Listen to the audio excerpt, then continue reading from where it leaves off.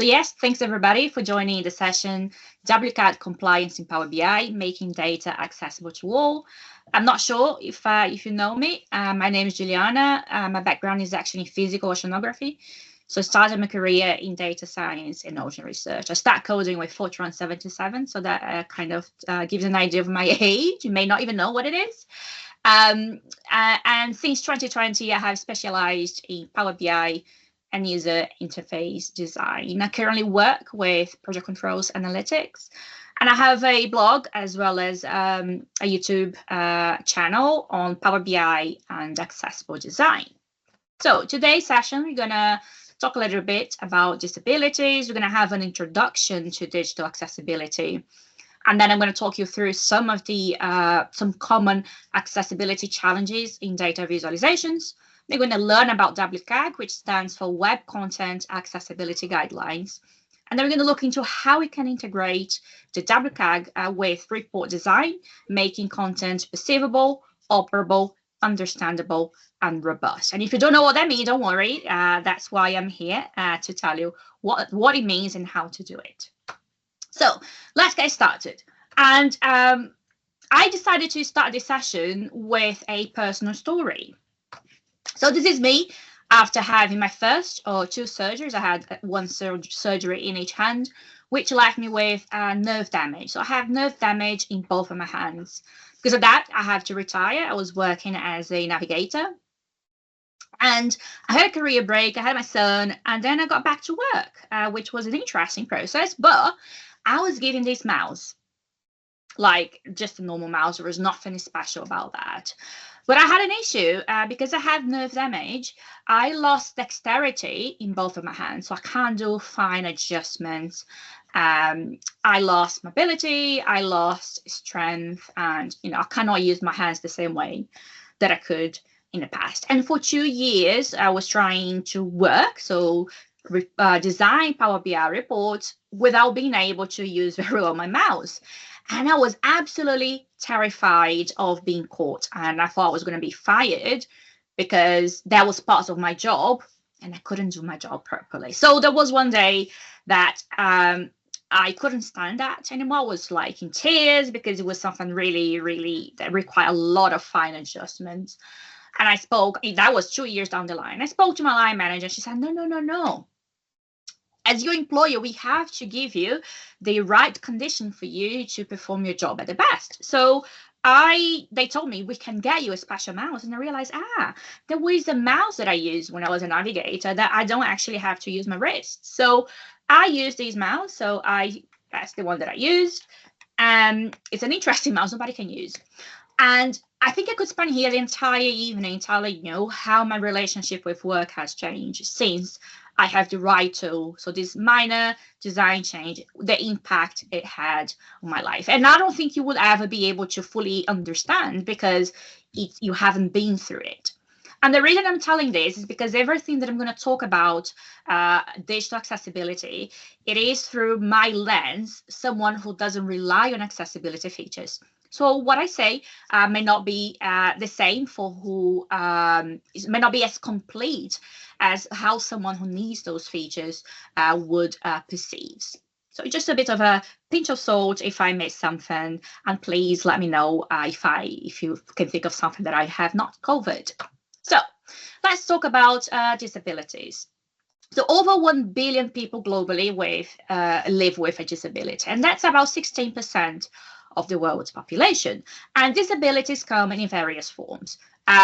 We have permanent disabilities, which are long-term or lifelong conditions, so they don't go away.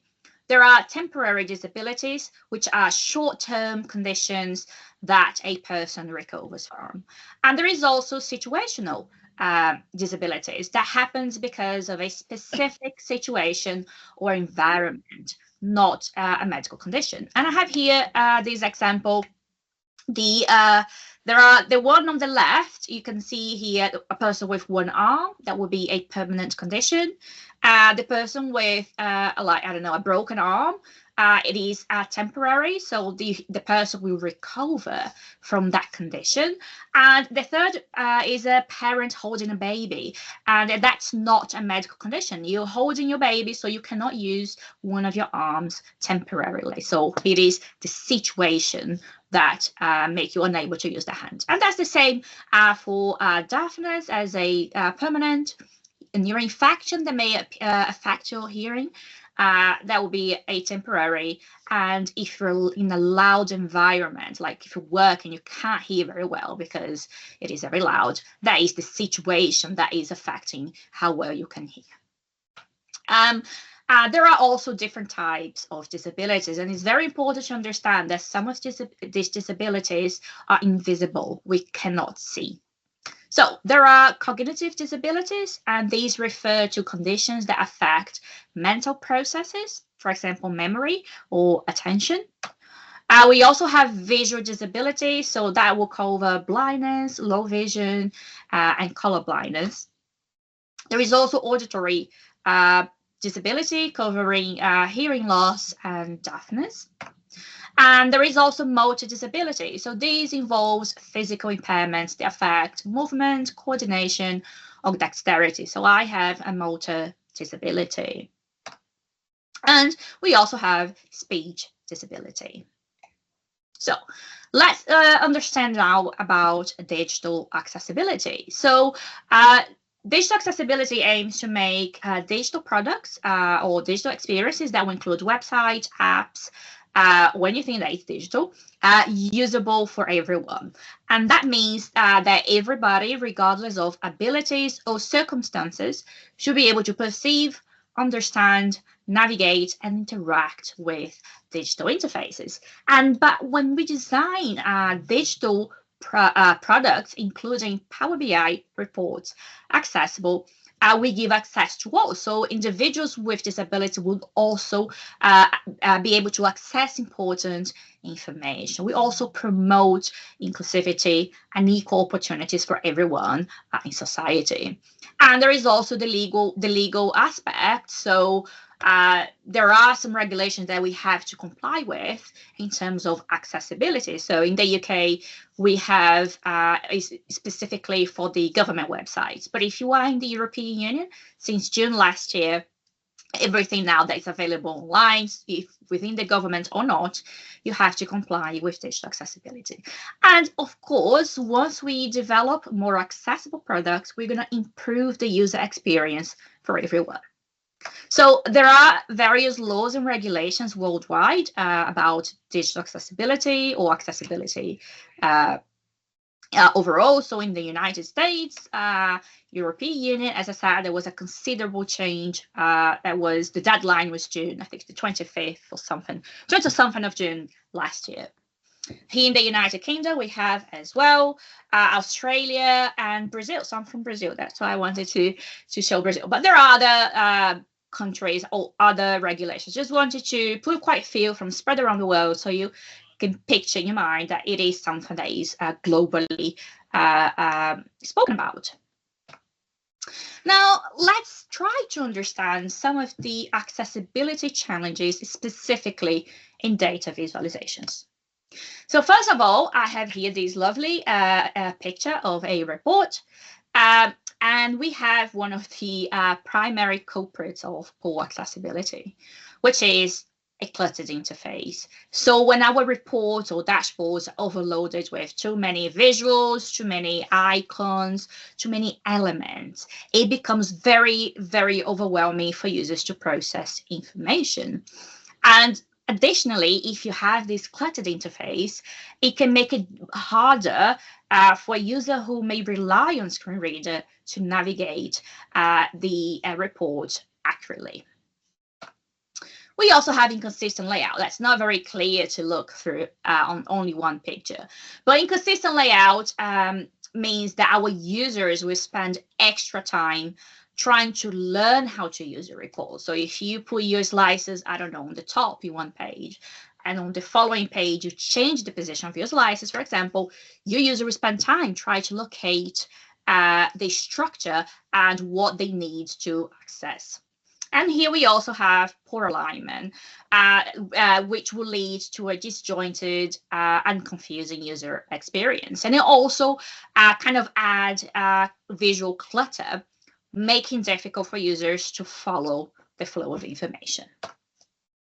Next, we have poor color contrast. And this is also very, very important in ensuring that our users can read and understand the content in our report.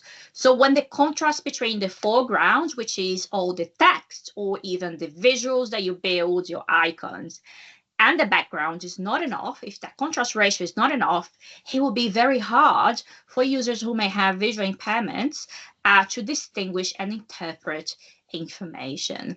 And it will also kind of strain the eyes of all our users, and that can lead to fatigue and reduce comprehension. And something else is you may just have your screen, for example, be too bright. Your lighting, the light in the environment may not be great. So that if you have a poor color contrast, you will also make people who's got in that situation harder to see your report.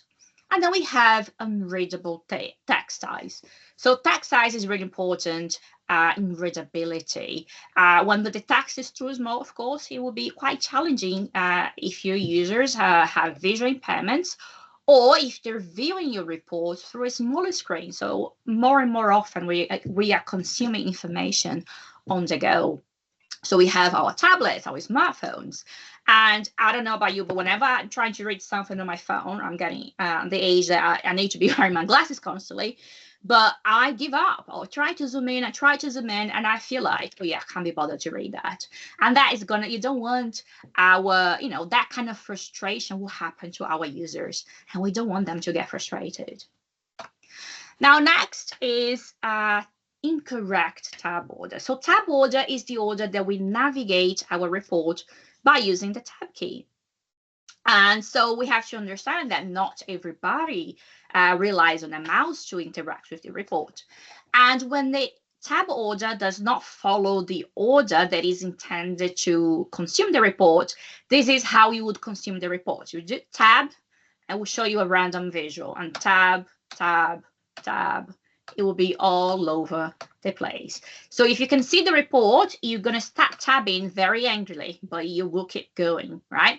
If you cannot see your screen, if you, for example, rely on a screen reader, you may end up missing important information. That brings us to another challenge that I cannot illustrate now, which is the lack of alternative text. So if a user relies on screen reader and there is no alternative text, they won't be able to understand or access, even make use of this report.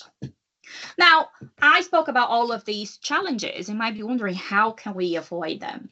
So for that, we have the WCAG, which stands for Web Content Accessibility Guidelines. WCAG are globally recognized standards that were designed to make digital content accessible to people with disabilities, and it was developed by the World Wide Web Consortium. WCAG 2.2 is the most recent version, so it's been officially in use since October 2023. And these recent version, this got 13 guidelines across 4 principles known as POUR. And there are in total 87 success criteria. But don't worry, I'm not going to talk you through 87 success criteria, because these standards were initially created for website and software development. So not everything is applicable to Power BI. And there is already a draft of WCAG 3.0 available on their website, but they don't have any estimate of when it's going to be enforced. So I mentioned about WCAG POUR principles. Let's see what that means. First, we have P for perceivable, where users the user should be able to use services and tools with one of the senses available for them. So, for example, if they cannot see, they should be able to consume the information through, hearing, for example. Then we have O for operable, where the user interface components and navigation must be operable using various input methods, including keyboard. Then we have U for understandable, where the interface should be easy to read, predictable in behavior, and designed to help users to avoid and recover from errors. And finally, we have Alpha Robust, where the content must be robust enough to be interpreted in a reliable way by assistive technologies. One of them is screen readers. WCAG also outlines 3 levels of compliance. We have level A, which addresses the most basic accessibility features, suitable for some but not all users. In today's session, I'm not going to talk about level A. Then we have level AA that addresses the most common barriers for users, and it aims to make the content accessible to a wider range of people. And finally, we have level AAA that addresses the highest level of accessibility, providing the most inclusive experience for all users, including those with significant disabilities. Level AA is the most commonly mandated standard for legal compliance. So if you remember all the regulations I showed earlier, excluding Brazil, that it doesn't specify which level of compliance, but all the other specify as level AA. So now let's see how we can translate WCAG into dashboard design. And let's start in making content perceivable. Let's have a look at this text. If I show you this, and I ask you to tell me what's the main message from this image, you're going to be, wow, Juliana, are you crazy, right? What's wrong with you? And I would never do that to you. I'm not that mean. But why would we give this to our users? That is very chaotic as well. If you look at this, do you know where we're supposed to look first? Do you know what is the main message? There is no structure. There is no hierarchy. It's very cluttered. It's just not great. And there is a remedy for chaotic design, and that will help you a lot with that. The remedy is called white space. And white space is not specifically mentioned on WCAG, so it is a user interface element, and it refers to empty areas between elements. So if I have this cluttered screen here, this would be white space. So it gives breathing room to our report. And something that you may have noted is that I have way less elements on the image on the right than I have on the left. And that's exactly what it's supposed to be. It's not because you can add 20 different visuals in a page that you should.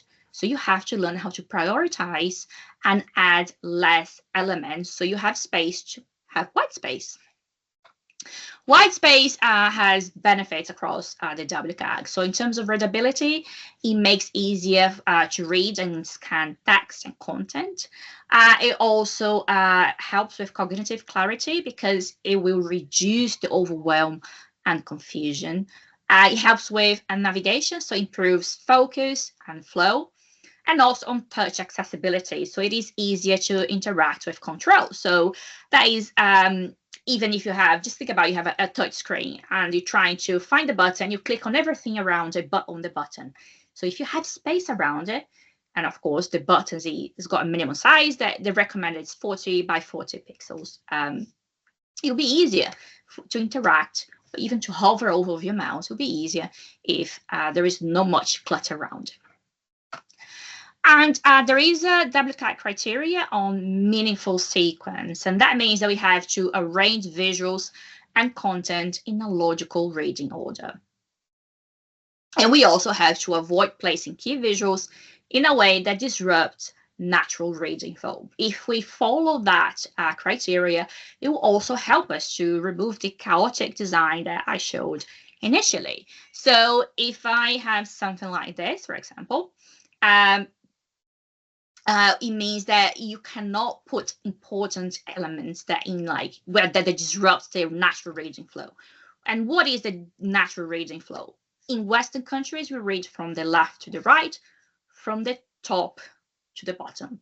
So there are what we call scanning patterns. That's how we naturally scan an interface. It could be a book, or it could be a digital interface, like a report. If you have a lot of text, usually we scan on an F pattern, but in the case when we have hierarchy, which is in a dashboard, the Z scanning pattern is the most the one that occur naturally. And that means that if we place important elements across the path, those important elements will stand out and will be easier for our users to scan the report more efficiently. And you can note here as well that will help us creating our hierarchy top for what is most important, right? And you can see here that I put the exit of my page as a next page button. So although that is part of the scanning, right? Don't put your slices on the bottom of the page because we naturally expect to interact with the slices before we look to the visual. So I once saw a report that the slices were on the bottom and I completely missed. I didn't even see that they were there. So again, natural scanning patterns will help our users to scan the reports more efficiently. So instead of having something like this, we can, so these two reports are created using the same data. So it's just about how prioritize, create a hierarchy, and scanning pattern to improve the layout and a lot of white space. Next is poor color contrast. Now, more and more as I scroll through LinkedIn on data visualization challenges, for example, I see this kind of color contrast. So really light background with really light colors on the top, or the opposite, really dark background and really dark colors on the top of that. And that is not great, not only for accessibility. So I have now two screens. One of my screens, the brightness is really bad. I don't know, I can't fix it. But if it looks bad in one of my screens, it's good brightness. On the other, it's nearly impossible to see. Add contrast. If you have a light background, add some darker colors for your visuals and for your, your user interface elements like your text, your titles, your icons. Use good contrast. So if you're not sure what a good contrast is, don't worry, because our next criteria on WCAG is to make content distinguishable. And distinguishable means make it easier for users to see and hear content, including separating foreground from background. So foreground is everything that we put on the top of our background. So our charts, our titles, icons, everything. And the intent of this criteria is to provide enough contrast between the foreground and the background, so users, regardless of the use of contrast enhancing assistive technology. So Power BI has the contrast mode, but this criteria, you have to meet this criteria regardless of that technology. So here are the contrast ratio that are required for level AA and AAA. So we have body text, which is up to 17 points, or if in bold, up to 13. The color contrast ratio should be 4.5 to 1. And if it's large scale text, which is above 18 points, or if in bold above 14, that should be 3 to 1. There is also non-text contrast. So the colors you choose for your visuals. Ideally, to have a color contrast ratio of 3 to 1 as well. Level to AAA, the thresholds are higher, and it does not specify a non-text contrast, so try to stick to 3 to 1. And there are some exceptions. If you have any decorative text, logotypes, or anything that's not important, doesn't convey important information, you don't need to worry about color contrast ratio. Now, I like to talk about color blindness, although the WCAG does not specifically mention color blindness. But the reason I talk about it is because we love using red, amber, and green on reports. And there is a condition called color blindness, and there are approximately 350 million people around the world. So color blindness is the inability to see the difference between certain colors. And the most common type is the red-green color blindness, and this is what it looks like if you have. I created this simulation for red and green color blindness, and you can see that it's very difficult to. You can say perhaps you see 3 different colors, but can you tell what they mean? That is very difficult. So, so you mentioned that I did something. I did. It's not. I didn't have time to write and make it available, but I created. A color contrast checker in Power BI. So this can be used offline. You don't need to have internet connection. And I will make available soon So I created as UDF, so user-defined function, which is reusable. It's easy for you to implement. So I'm trying to write some guidance. And actually, I'm not going to share these because I think it's not very practical. It's pretty, yes. But the one that I want to share is screen. It's this one here. So I created, this is the one that I'm going to share with you. So first hand too. So this is, I created the matrix, and the matrix you pretty much can select, you can select, you can have here the background colors, and you can see what colors pass and fail the criteria. And they are done using, so this is the user-defined function that I created. So there are processes we have to have the hex code, convert to RGB, and then apply some parameters and calculate the luminescence. After calculating that, I have the measure that will calculate the contrast ratio. So that is the, after we have the luminescence calculated, that is the hard work. It is much easier to calculate the contrast ratio. So here it is. It's going to be available on my website for anyone that wants to download and make use of it. And if you want to use a tool, well, I don't have time to post, but there is, I have a video showing how to use the Adobe accessibility tools. So they have a color contrast checker, and they also have a color blindness simulator. So that's you can use to check the simulations using the hex codes that you have. So it is really good, free, and very easy to use.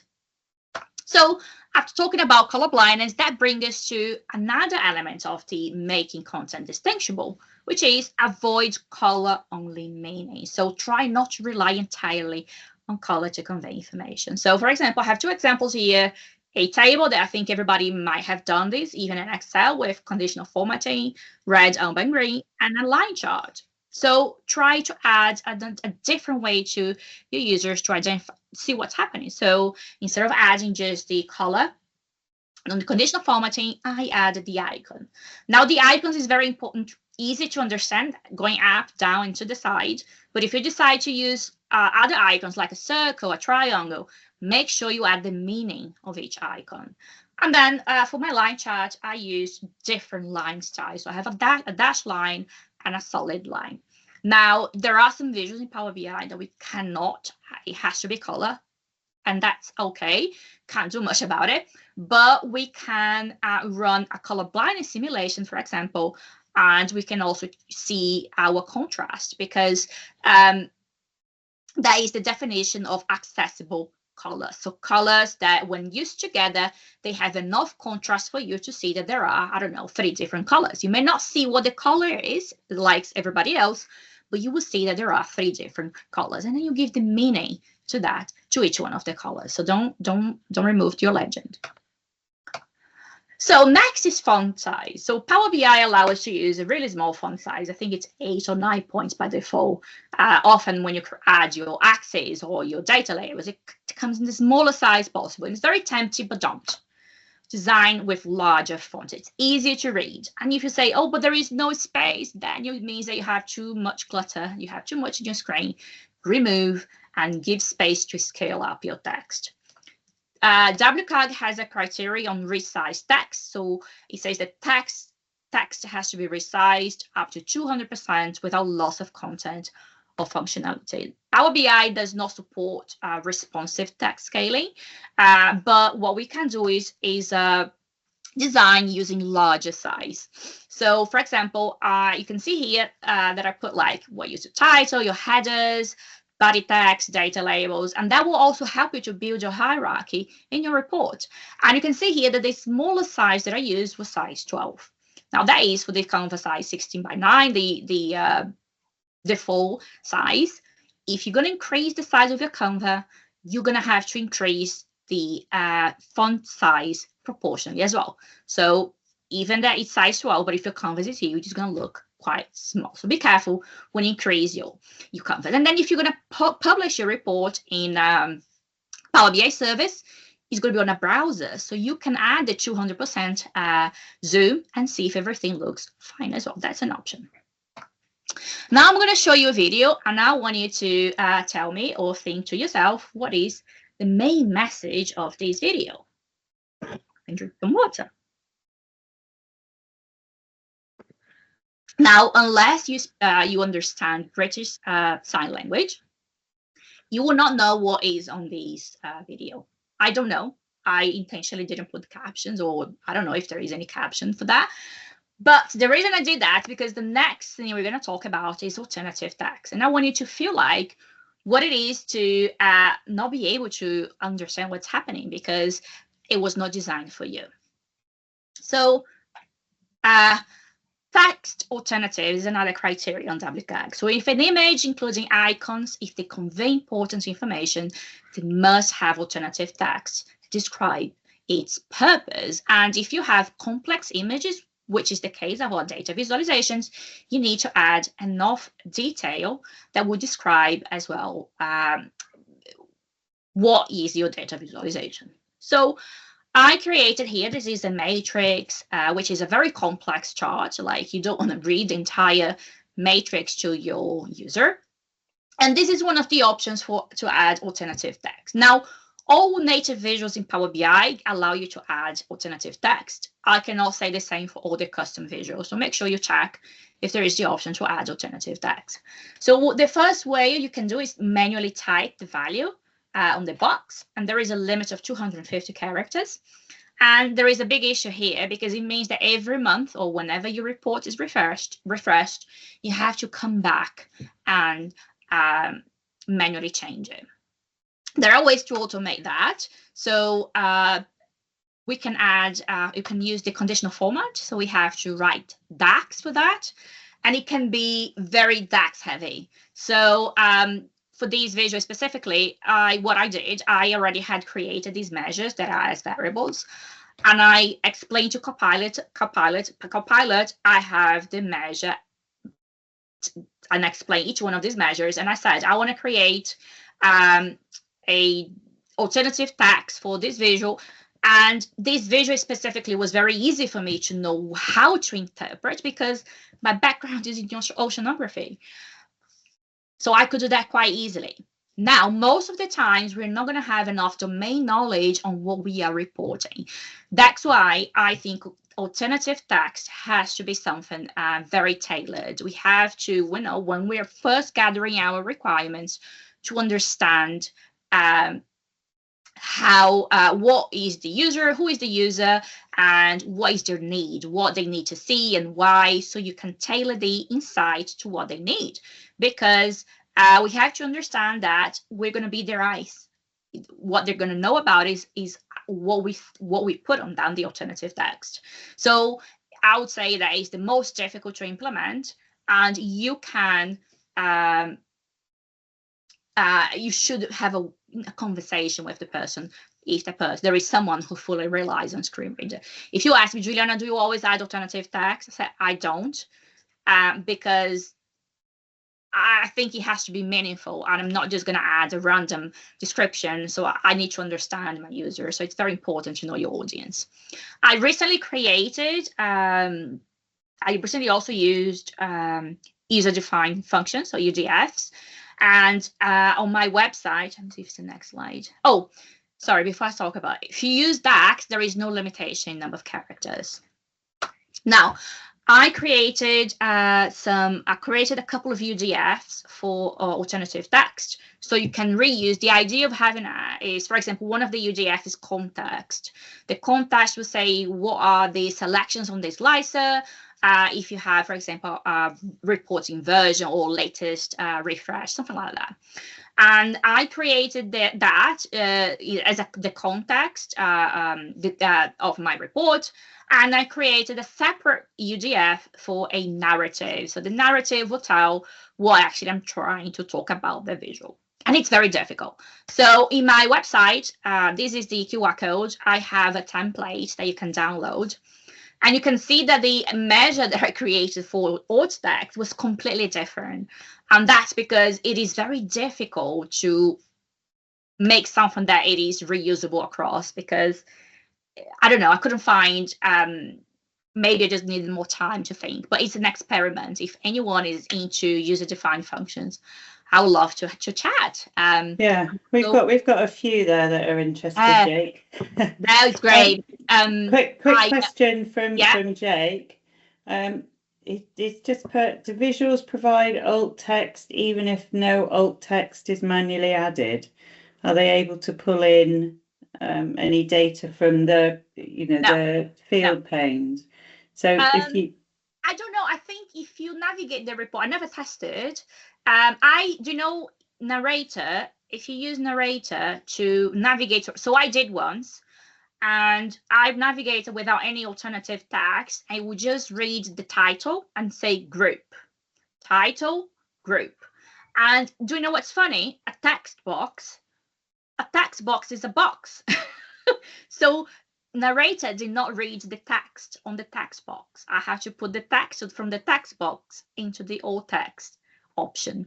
So I don't know if I'm using narrator in the wrong way, but I think I heard someone else saying that text box, you also have to put your alternative text. So if you don't put anything, it reads as group.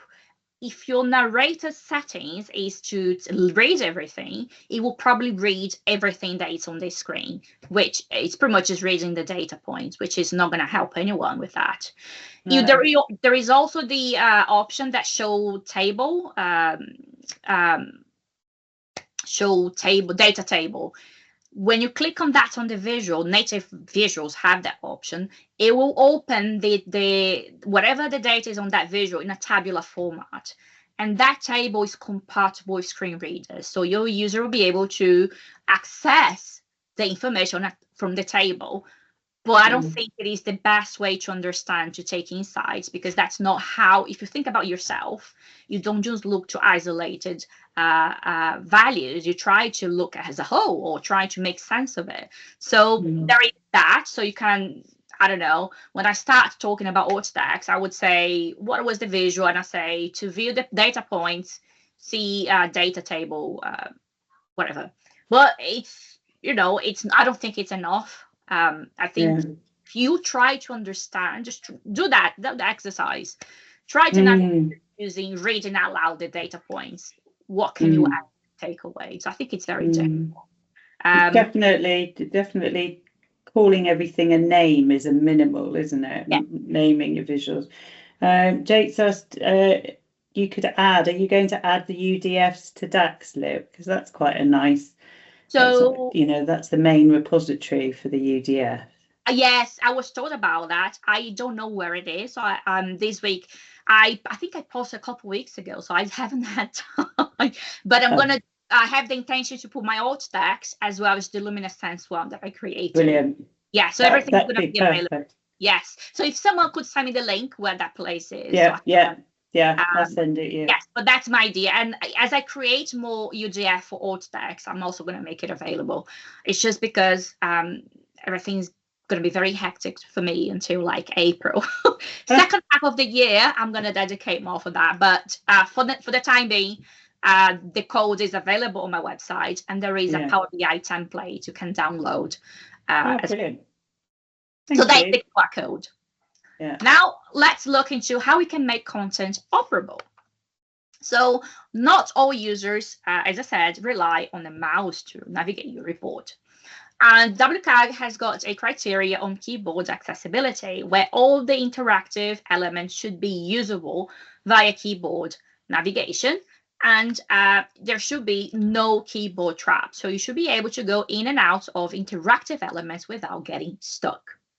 Now, I don't know if that's a thing in Power BI. Every time that I navigate through a slicer, I never got stuck. So, but it's just good to test. I don't know if you're going to use I think there are custom slicers. And in Power BI, compatibility with keyboard navigation is there by default. We don't have to worry about. But there is one thing we have to look into it as a developer. So, which is tab order. Again, if you have a pretty report and your tab order is incorrect, this is how you will navigate your report. And we don't want that. We absolutely don't want that. We want the tab order should match the order that the user is intended to consume the report. So we can go to the selection pane on the tab order and click in each one of the visuals and see if they are in the right place. Now, by doing that, I learned that I can rename my elements, which makes it easier for you to move the tab to the right order. I have a video on YouTube you can access. So if you don't know, if you're not sure how to change the tab order, this video is very quick and show you how to do it. And I think I also show how you can rename it. Next WCAG criteria is bypass blocks. That says that users should be able to skip repetitive content and go directly to the main part of a page or a component. Now, Power BI also by default has something called focus mode. I'm not sure you can see, but the focus mode, when you click that, it takes you to that specific visual, will take the entire page. So focus mode allow the users to kind of isolate that single visual and temporarily bypass whatever is around that. We don't need to configure, it's there by default, but it's good to let your user know that that focus mode is available as well. Next is headings and labels. So headings and labels need to describe a topic or purpose, and they should be clear, descriptive, and help the users to understand the content or functionality in the interface. So that's not make it a guessing game, and also will help you to your screen readers as well. But I'm going to talk about it later. Next is how to make our content understandable. And I'm going to start with the definition of readability. Well, I have some water. So unless you speak Afrikaans, you will not be able to understand it. And I did that on purpose. Let's see what is the actual definition. So readability refers to how easily and clearly written content can be understood by its intended audience. So intended audience. We're not designing for ourselves. I'm not all the titles and labels. It's not because I know that it is the best option. So instead of using these, I don't know, I created here these FY23, K3, KPEX, burn rate versus EAC Delta dashboard. Now that can sound like a different language for someone else. So we should avoid jargons and use plain language that everybody's, I don't know, if someone joins the company today, a grad joins the company, they should be able to read it. So make sure it is something clear and it doesn't sound like a different language. Next is predictable behavior. And I want to make these as related as possible. Now, here in the UK, the supermarkets love to rearrange the shelves and where they put the items. So you go to a supermarket and you go to the aisle, oh, I'm going to find my milk, and it's not there. They put, I don't know, beers, right?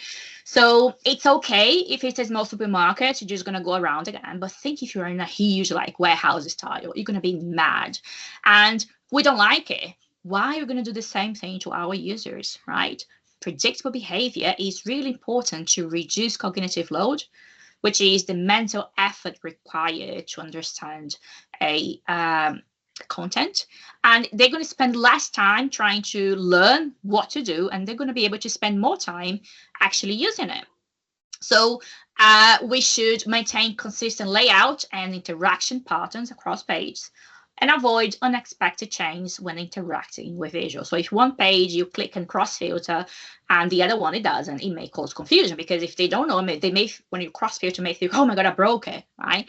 So without a warning, it can be quite overwhelming or scary. So predictable behavior is key, and predictable behavior, it is in terms, I don't know, your typography, iconography, where you place your navigation, your slices, how you place your KPIs, I don't know, everything that the same way that we want our supermarkets, that they don't change where the milk is, don't change where these important elements are. And that will make navigation easier and also more effective use. Next, we have input assistance, which is a criteria in WCAG, which we have to provide clear instructions. And in Power BI, that is very important. not everybody has the same, they're not techie savvy, they never used Power BI before. They may not know what is a slicer photo, even they may not know they have to interact with it.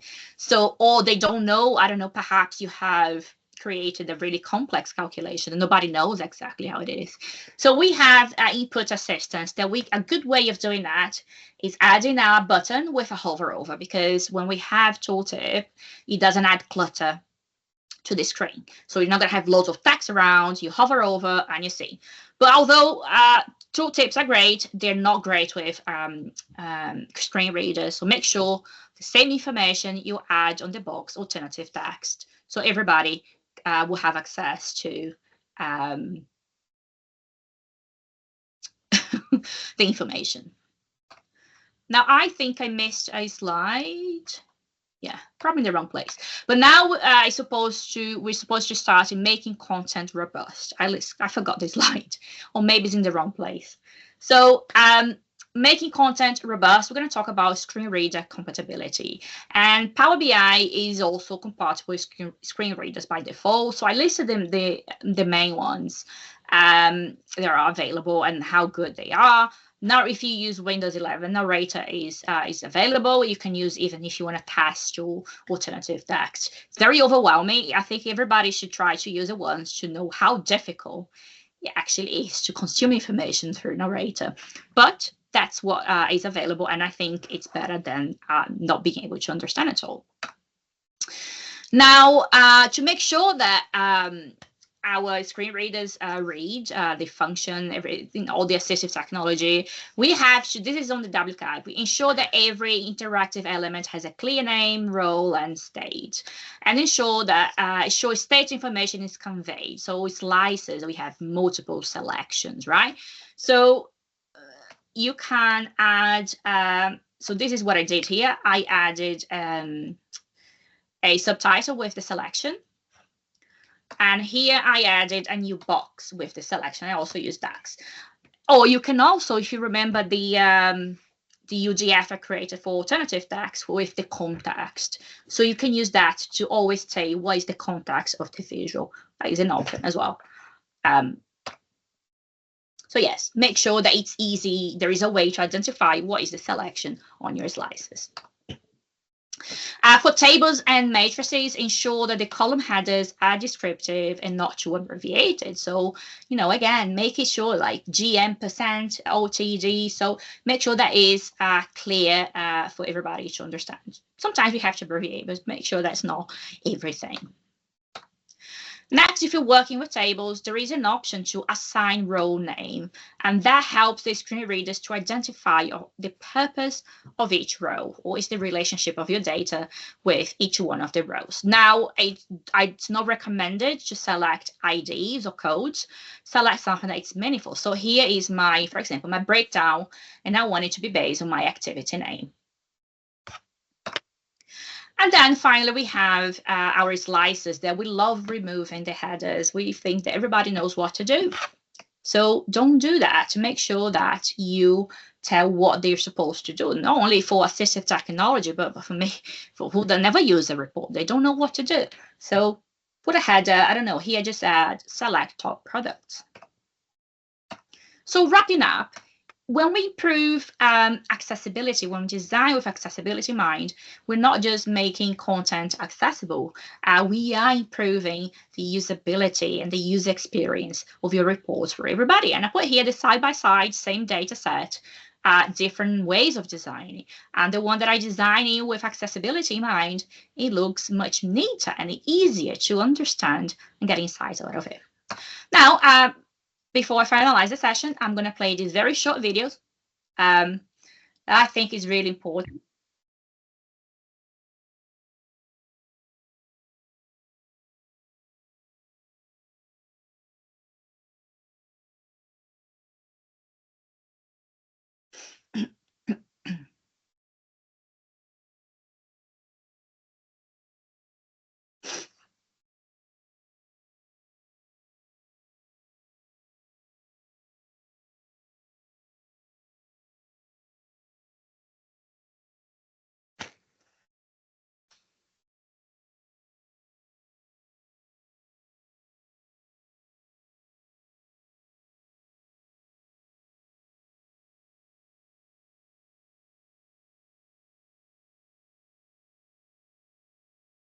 And this is like what it's like to live in a world that was not designed for you. That's why I like this video. So you can reflect on everything that we spoke about. Because someone once asked me, how am I going to charge time spent on accessibility? And I don't think we should even consider that. So yes, here are the links I put on the session. On my website, there is also an option to download for free a Power BI accessibility checklist. So I'll talk through everything, and soon I'm going to release a checklist on how to create alternative text as well. It is scheduled, I can't remember for when, but it's going to be available for free to download as well. But yes, thank you very much. If anyone wants to connect, feel free to connect on LinkedIn. And any question? No, I think I asked the questions in the. Yeah, go for it. Anthony. Quick question from me is that PBEX you showed us with the colors. Which one was that related to? The what? The color contrast checker. Yeah, the color contrast checker one. I didn't have time to publish yet. Okay, right. I'm trying to write how to use the UDF, because the one that I'm going to make available is the UDF and the matrix. Cool. So I'll post. I'll see. I don't know if the next month I have time to sit down and create something to make it available. So it's not there yet, but there is. Yeah, sorry. And no, it just looks really good. So yeah, that's why I was like, where is it? Yeah, sorry. I just don't have. I was so excited doing this. I finished last week. I need to use it. So I literally just finished doing it.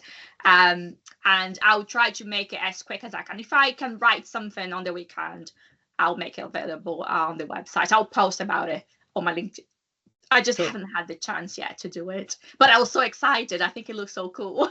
Oh, that's cool. So I like the Workout Wednesdays as well. They've got two really good examples to use in there, where they give you the data set and the Power BI, and you can go through and set the tabs and the contrast checker.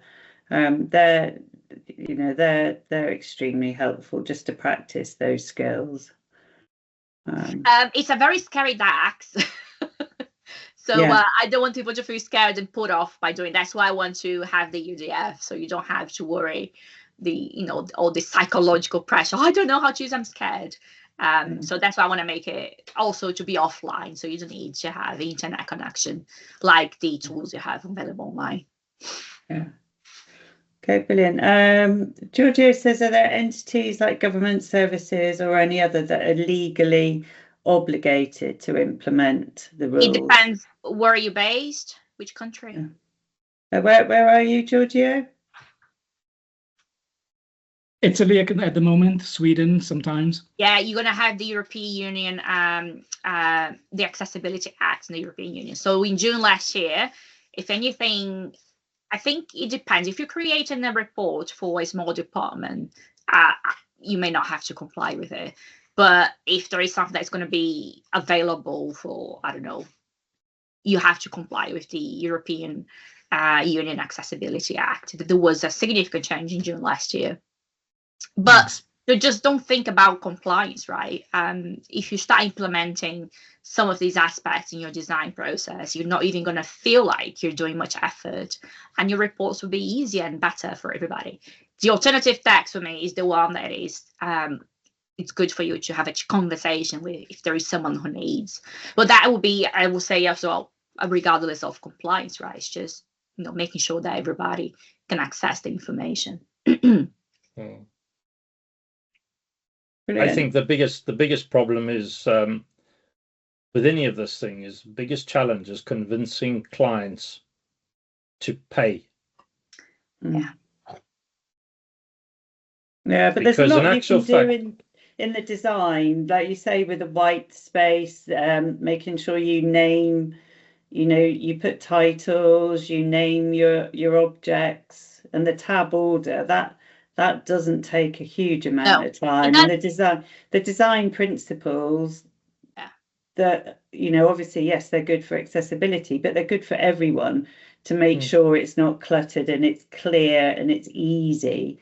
Yeah. So, by following some of those key things, then you're going to make a difference as well. Yeah, definitely going to be designing better interfaces regardless. So it's definitely, and that's why I think, right, it is part of the design process. The only thing that you may have to do is check your color contrast. Yeah. But that doesn't take time. I have a tool now. I don't have excuses once I make it available.